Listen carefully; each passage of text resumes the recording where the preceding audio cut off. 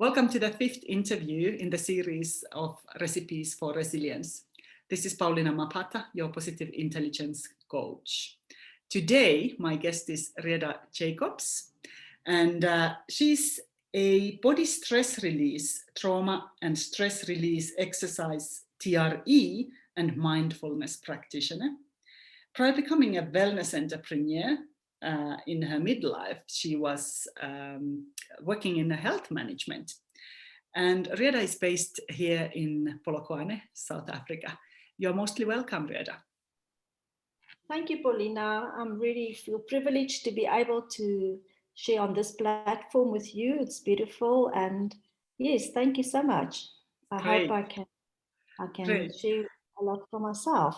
Yeah, so as usual in this series, we always start from a personal story, and so I'd like you to share something from your life which has been challenging, and where your resilience strategies have really helped you, or maybe where you created some new resilience strategies. Yes, I'm a mother, and I'm a grandmother, and I'm a wife. And I'm also a professional person, so I've been a nurse all of my life. And then at one stage in my life, I needed to further myself. I was always been studying. So I had to decide, do I want to go? Because in my basic studies, I did psychology as well. I did psychology 3 as a basic study. And I was wondering, should I go with the psychology route, or would I go maybe mental health? Because the mental health has always been important for me. You work with clients, but in the physical domain a lot when you are a nurse. But because I had a mental health training as a basic training, I now wanted to know where must I go with what I have now.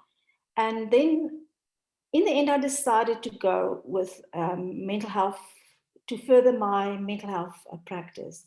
And I studied mental health nursing, and I did a master's degree in that.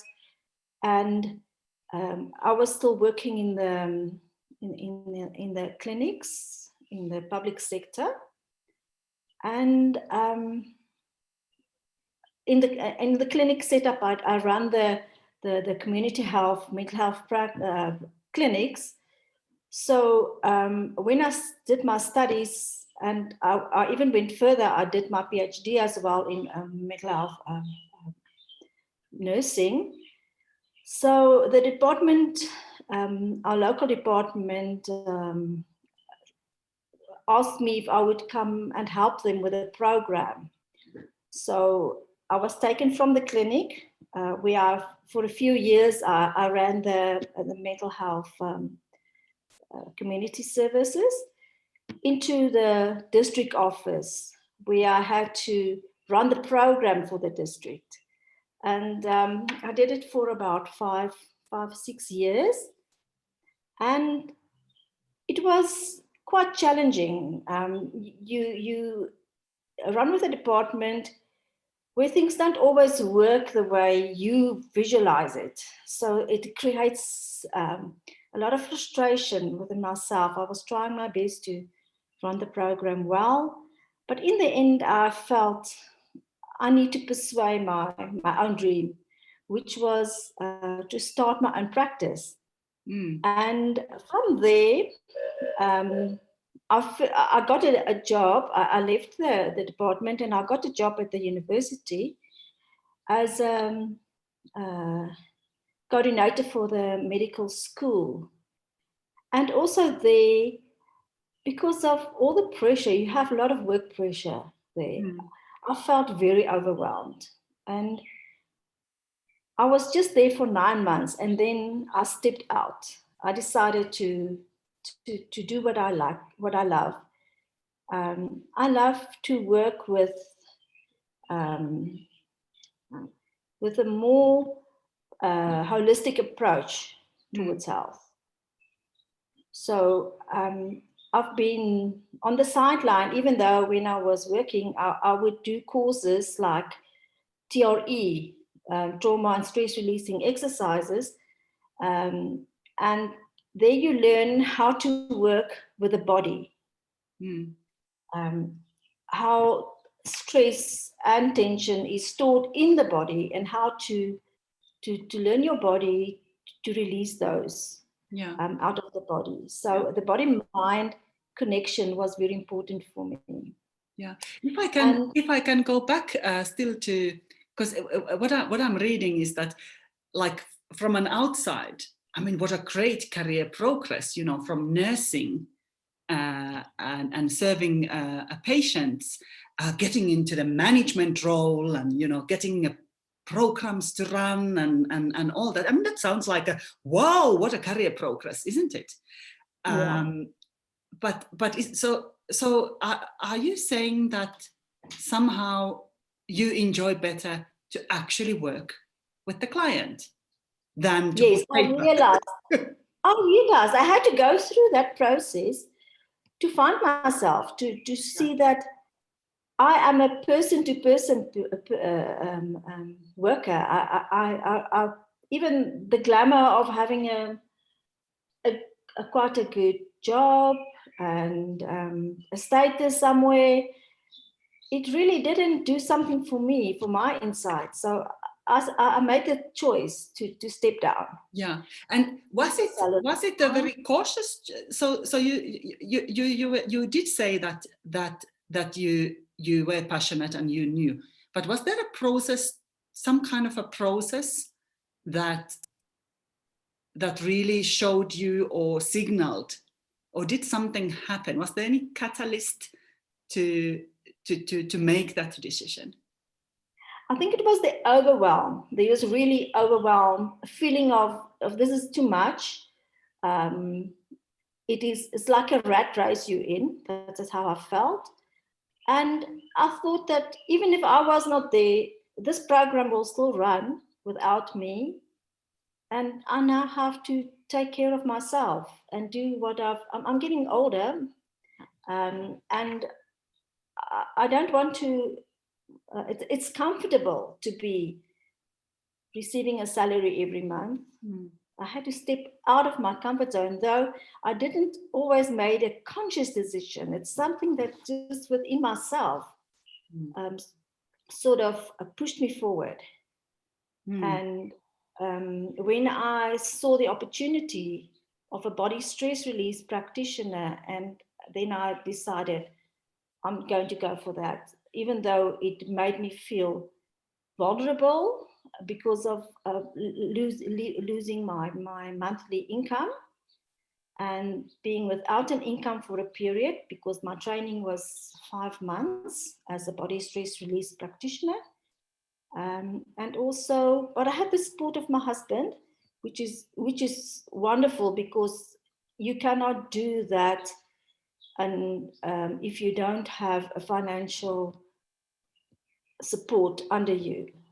Even though it did put pressure on our financial situation, he did support me, and I took off and did my training in the Western Province in Wilderness for 5 full months, and it was actually the best thing I've done for myself. Is to, because while you do the training, you also work on yourself. You cannot do body stress release and not work on yourself. So we practice on each other.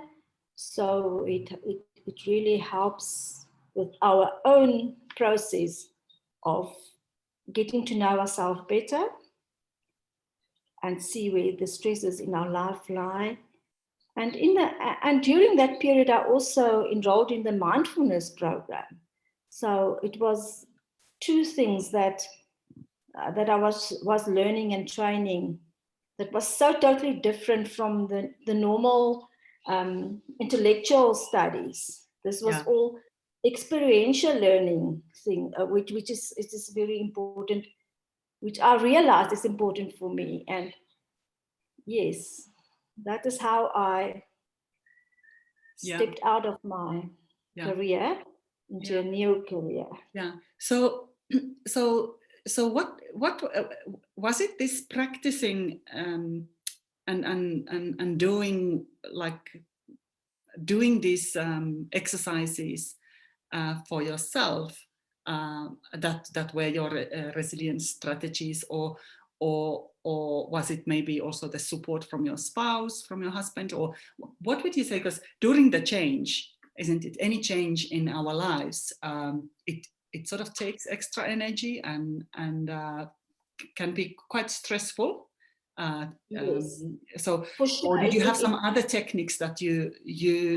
Because I started the trauma and stress releasing, there are 3 modalities in my life that are important for me now. The first one, the major one, is the body stress release, which I practice and I get my income from.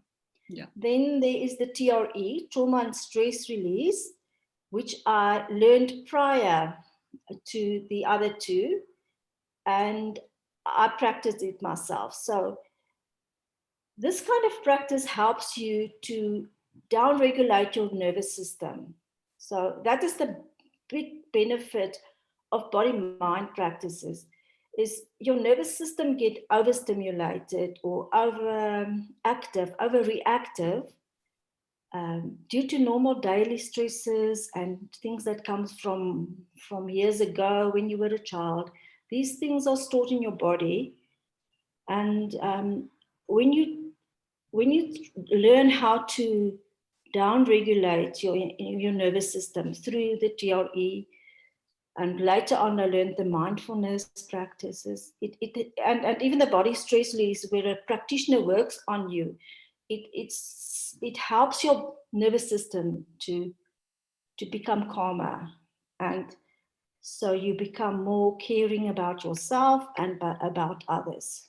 Yeah.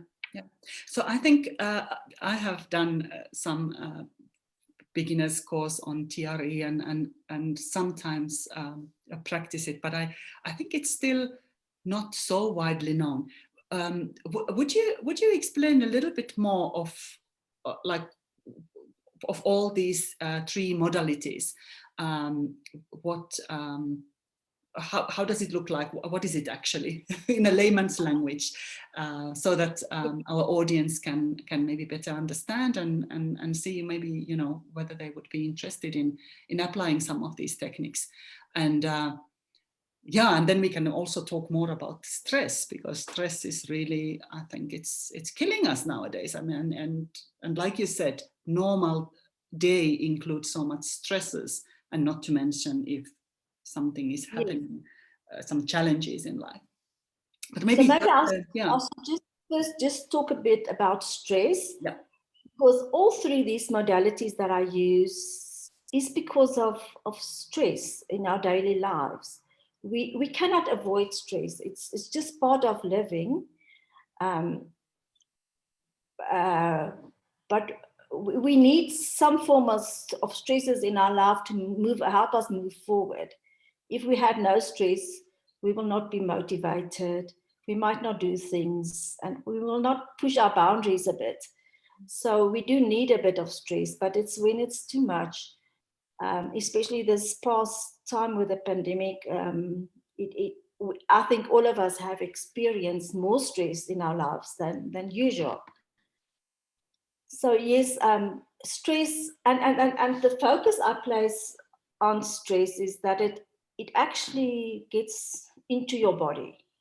We do the muscles get tense. The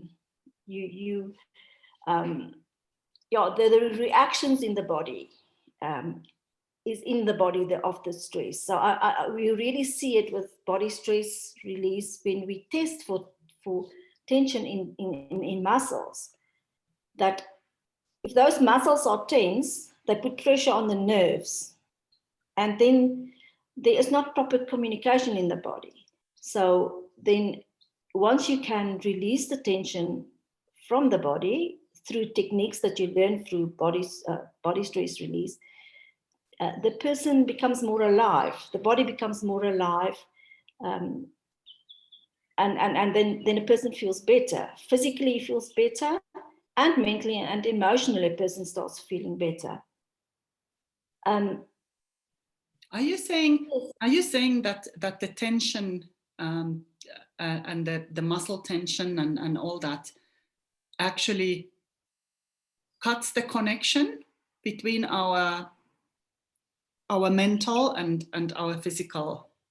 Yes, we've really seen that, especially with body stress release. I've seen that once you start releasing the tension from the muscles, then the nerve pathways start opening up, and there's a newer understanding where we know that the nervous system can heal itself. So the nerves can be, even the repressed nerves can become better. Yeah. It's neuroplasticities. It happens in the brain, it happens in the nervous system, which goes right through the whole of the body. So yes, that is like how it works then. Yeah. Because what we often, I think I've experienced it myself, and what I see also in my clients is that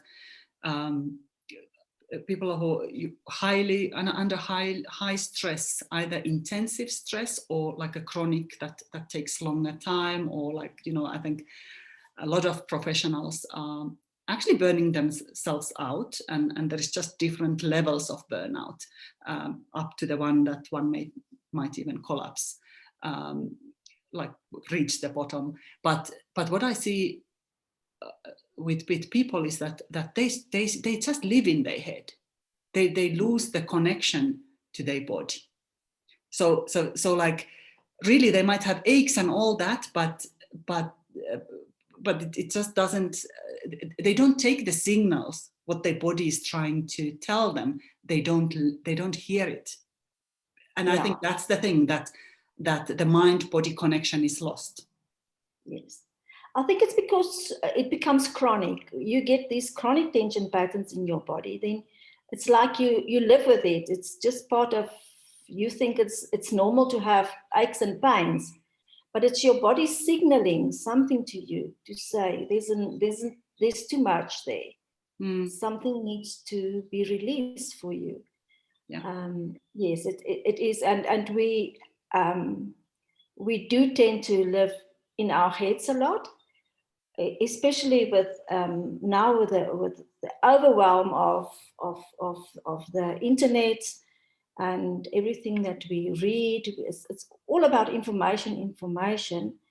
Then we tend to lose our sense of our bodies, and it's inside the body that nervous system works. Yeah. So then your the body stress release and the TRE, if I understood, so you work with the body to release the tension, and then through that, maybe the stresses in your mind can open and get released. Yes. Or emotions, isn't it? It's also about emotional. It's a very holistic. Very holistic. Yes, you cannot cut the one from the other. And with TRE, trauma and stress releasing exercises, which was developed by Dr. David Biselli, there has been many people trained over the world, in South Africa and other countries, in this modality. It is a very efficient way of dealing with groups of people. So you can take a group of people, like Dr. Biselli would take a group of 100 people or more at a time, and teach them these stretches, exercises, as a set of 6 exercises that a person goes through. And then it ignites a tremoring mechanism from the neuro system, which helps the body to release stored tension, and even the hormones that get stored in your body due to stress. And it relieves the body from these tension patterns. So it's a self-help You can learn it. It's better to learn it through a practitioner because there are states of overwhelm or plus things that can make a person feel uncomfortable when they do it. So that's why people are trained to teach other people how to do that. But eventually, we want people to be able to do it for themselves. It's recommended that you do it for about 6 weeks. And after 6 weeks, you will be fine and you will be able to do it for yourself, maybe teach your children how to do it, your husband, and so on in your family. Yeah. And how often for the TRE to actually to have the proper health benefit, how often would you recommend? I mean, is the 6 weeks, is it more intensive, or how often should one practice? Yes, I would say 2 to 3 times a week, or even more if a person, depends on a person's how they experience it. If you do it with a practitioner, you can do it once or twice a week. Once a week is still fine. And then slowly you will feel comfortable to do it on your own. So if I do it in my practice, I ask people to come once a week for 6 weeks. Some people would like to do it shorter or even longer. Some people don't feel comfortable after 6 weeks to do it by themselves. So they would like to extend the sessions. What about, what about, like you said, that it was one of your technique to resilience practice during your big change in career, and so like how often do you do TRE? When you are used to it and your body is used to it, you get a feeling of I need it now, and then you would just do it. You don't have to. Eventually, you don't have to do the whole stretching exercises. You can just go and lie on your bed or on the mat on the floor, and your body will tremor and it will release. Or you can stand against the wall. There's a section where you stand against the wall, and your body will tremor. Now, these tremors are people are afraid of tremoring. It's like we've actually made it something bad, like epilepsy, and we would if somebody shivers or tremors, we would say it's pathological and we will stop it, and the person will self-stop it. So now through TRE we've learned that it's actually a natural thing that happens in your body, and we just allow it to be, and it will come spontaneously. Even if you are in a motor car accident or something and your body starts tremoring, we are not now, if you understand it, you won't repress it, you will let it be. And you know that it's releasing that trauma from your body. And I think smaller children, if they are scared of something or something, they until we teach them not to, they would it sort of looks like a shaking a little bit. Yes.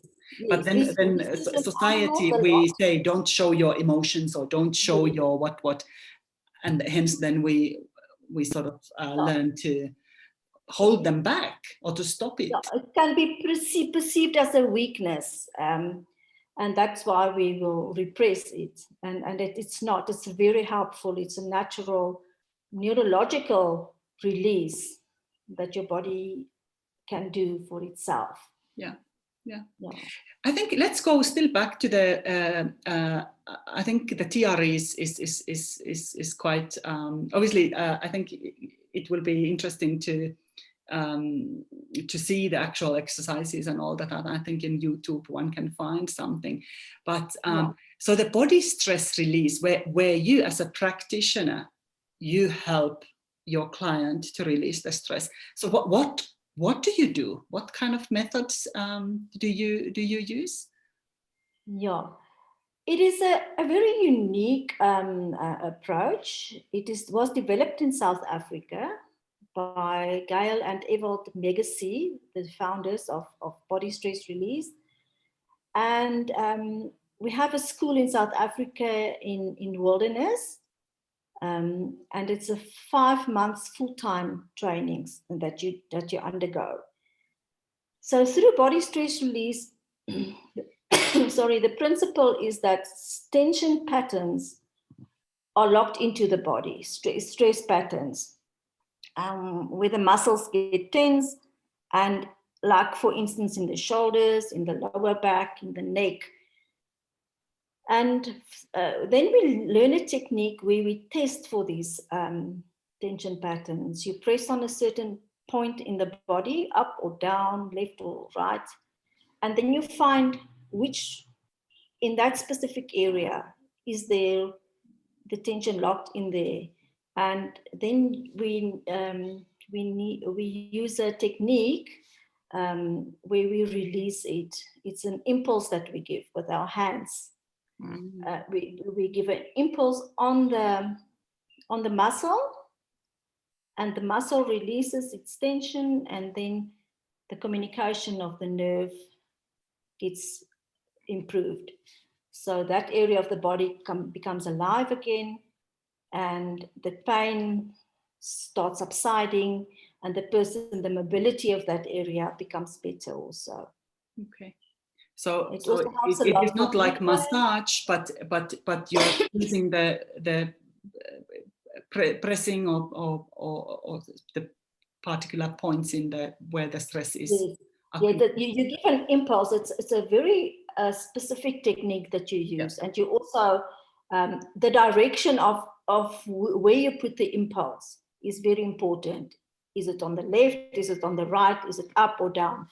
So yes, it's very specific. Okay. And then, it might, some stages it might feel like a massage, but it's definitely not a massage.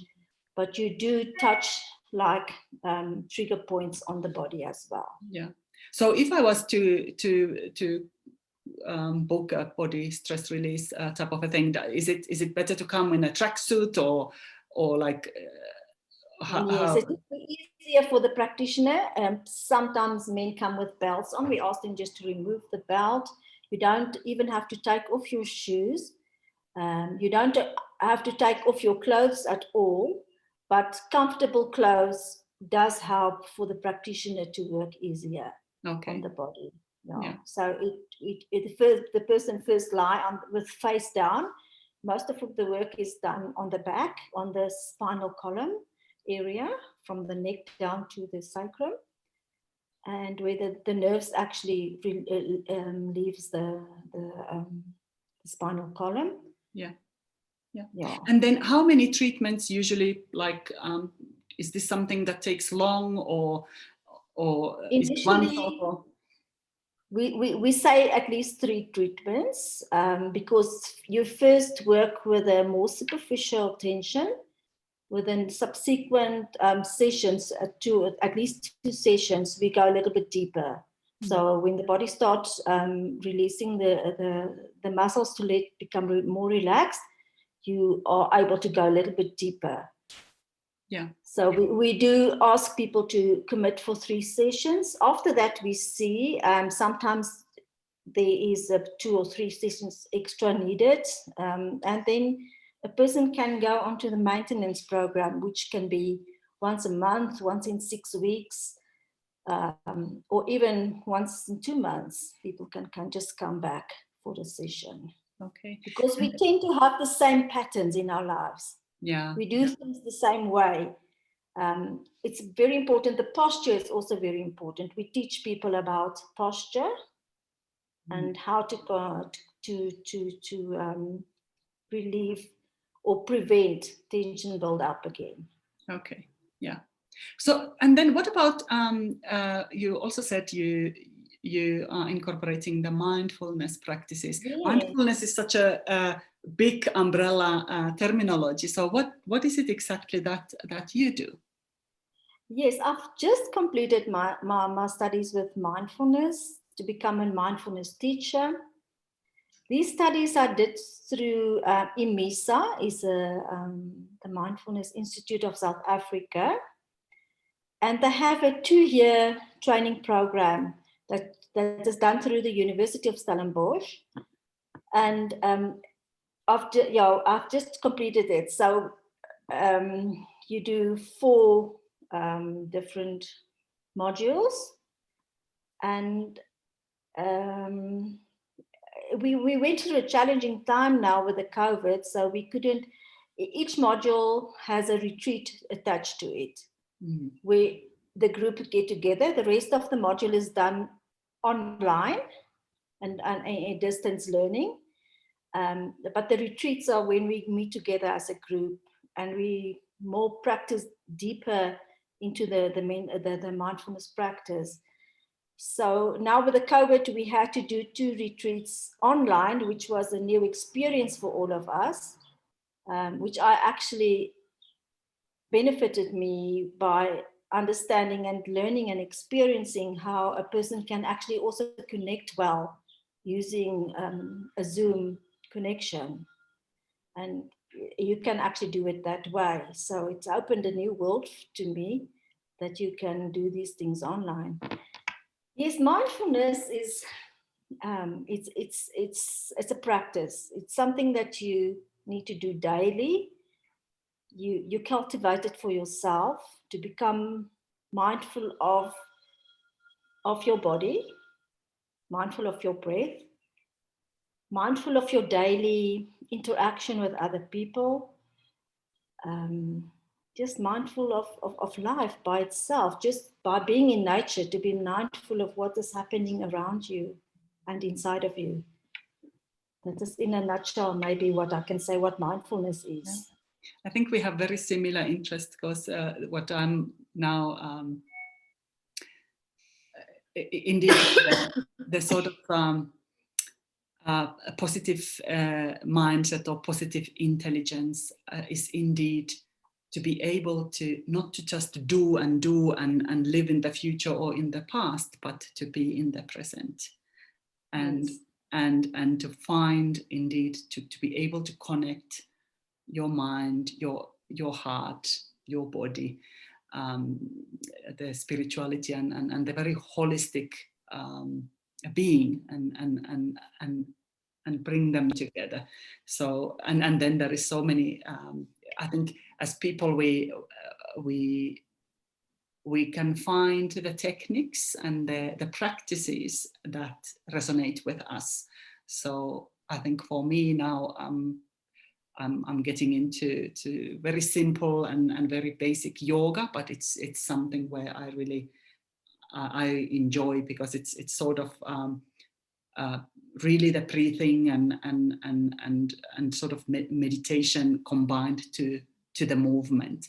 So that's something what I'm enjoying. Tried in my young age, but it didn't really stick. But now I'm loving it, and hoping to maybe I'll advance it at some point. Now I'm just rolling my simple things and but just enjoying the getting to that kind of a flow, and sort of if not daily, but several times a week. And I can see if I didn't do it, then my day is not, as nice and good. I'm not so present. I might get easily irritated or something if I don't do my practice. But yeah, so that's it's lovely. You are really bringing you have the body stress release, which is really coming through the body to the mind and emotions, and then you are now bringing the mindfulness, which is probably the other way around. So you're like one can start whichever end feels more comfortable for your clients. What about now? Because we are all, I think, having a bit extra challenge and extra stress because of the pandemic. And it's been going on more than a year. And in South Africa, I think somehow it looks like we are likely to get into the third wave, if we are not already in the third wave. So it's generally globally also challenging times. So obviously one can come and join and book an appointment. But do you have any other tips, like home use, like immediately, what could one do first aid type of a thing if the overwhelm is getting too much or the stress is getting too much? What would you recommend? What would be the tip? I would definitely use mindfulness techniques to learn people basic things like breathing techniques, how to just come into your body through the breath. We all breathe, but we don't always consciously breathe. So if a person can just a few times a day just connect with their breathing and feel how the body breathes, breathing in and breathing out. That is a form of regulating your nervous system, down-regulating your nervous system.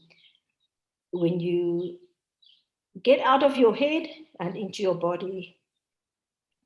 So that is one thing that there are so many YouTube videos and even apps that you can use for basic mindfulness practices, to learn how to breathe and how to become aware of your body and what is happening inside your body. Yes, another thing is just to go out into nature. We have it all around us. To focus our attention on bird song, on watching the sunset, just watching the clouds. So to get yourself to do that. Yes, and then as I said, the TRE practices, for me, that really helps. If when I feel tense, I just go and lie down and I let my body tremor. So, but that's something you need to learn then. How to let it do. And then have a regular daily like yoga exercises.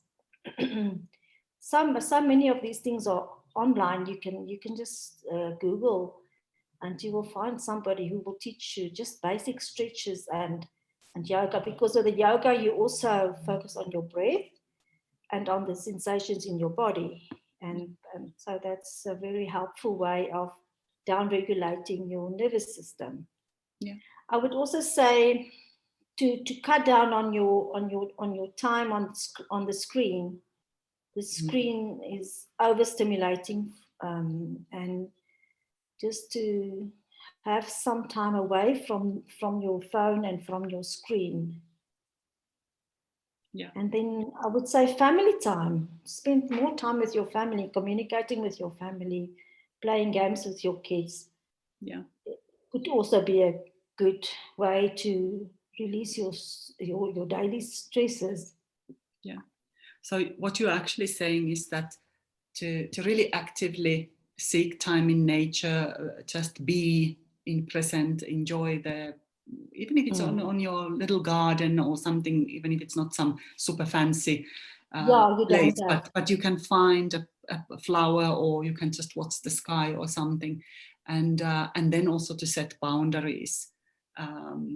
Boundaries so that you do have the free time or the family time versus your social media and work time. Isn't it? A lot of work and studying and even social time is now on the screen. So I think it's challenging. This time has changed how we interact, how we work. So very important to set the boundary that there is also the time that you leave the technology behind. Very, very great tips, I think, and I can see, because I work online a lot, so I can see the effect just the screen time to my sort of a stress level or my tensions, and obviously the ergonomy, what you talked about. So now, if our audience is interested in trying the body stress release or TRE or some mindfulness practices with you, how can they find you? Yes, for the body stress release, that is the practitioner induced. So the person will have to come to me. I work in Polokwane and I work in Zanin, and I've also recently traveled to Vivo, which is to the other side in this area. But there are various body stress release practitioners throughout South Africa and actually throughout the world. So when they go on the website, the body stress release website, they will find a practitioner if they won't be able to come to me. Okay, so what we can do in the show notes, I'm going to share the is it an association or the school website, and then also your contact details, your Facebook page, and so forth. So whoever is interested, please go to the show notes. And is there anything else, Reda, that you would like to say what I maybe didn't ask, or do you think we've done justice to? Yes, if people are interested, fortunately with mindfulness, mindfulness-based stress reduction is the course that I'm going to teach in future. It's also something you can do online. Courses like that can also, if people are interested, is an 8-week course where you do weekly mindfulness practices. You learn more about mindfulness and how to practice it. And yes, and I will also share, can maybe share a link for that as well. And the other one is the TRE. We can also do TRE online. So we have the beautiful way of connecting either on a Skype or on a Zoom session.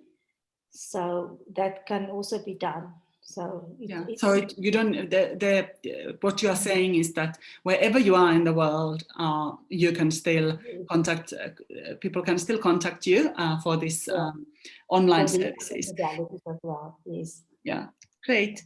Lovely chatting to you, Reda, and thank you so much for sharing your story, how you professionally progressed into a place that actually wasn't your place, and how you experienced that sort of inner intuition and that inner transition that pushed you towards your passion and to help people to release stress and be well in these alternative techniques. Yes. And thank you so much. And I encourage people to try different techniques and different methods to find the one that really works for you. I think we should all really put our own wellness first, so that we can be there also for others, whether it's your job, whether it's your clients, whether it's your family or other relatives. Thank you, Reda. Thank you, Pauliina. I appreciate it.